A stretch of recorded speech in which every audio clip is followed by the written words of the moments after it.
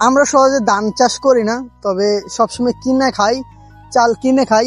এইবার শখ করে কিন্তু এই জমিটা আমরা করলাম, ধান চাষ করলাম। তবে কালকের বৃষ্টিটা ভাবছিলাম 2-1 দিনের ভিতরে এটা ধানটা কাটবো। কালকে এত পরিমাণ বৃষ্টি হয়েছে, যাই হোক আলহামদুলিল্লাহ, আল্লাহ যা করে ভালোর জন্যই করে। এত পরিমাণ বৃষ্টি হয়েছে, মনে হয় না 2-3 দিন 4 দিনে কাটতে পারবো। ধান কিন্তু একদম সুন্দর পেকে গেছে, হয়তো আর 2-3 দিন থাকলে হয়তো পরেও যেতে পারে, বলা যায় না।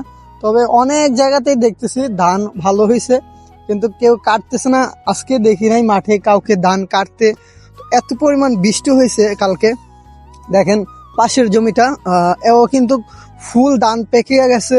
আবার কোনো জায়গায় আপনার ধান পড়ে গেছে, শুয়ে গেছে। কারণ কালকে জ্বর আসছে, প্রচুর পরিমাণ জ্বর আসছে, বৃষ্টি আসছে, সেজন্য কিন্তু ধান অনেক বেঁকে গেছে, মানে পড়ে গেছে, শুয়ে গেছে। তো আশা করি হয়তো 2-1 দিন দেখি পরিস্থিতি কেমন হয়, তাহলে আমাদের জমিটাও কিন্তু আমরা কাটবো। দেখেন ধান কিন্তু কি সুন্দর পেকে গেছে। এই যে প্রত্যেকটা, আজকে কিন্তু মাঠে একটা মানুষ আমি দেখতে পাচ্ছি না। অন্যান্য সময় কিন্তু মাঠে অনেক মানুষ দেখি, আজকে কিন্তু এই মাঠে মানে বিলে কোনো মানুষ পক নাই। যাই হোক, আল্লাহ যা করে ভালোর জন্যই করে, মানুষের মঙ্গলের জন্যই করে।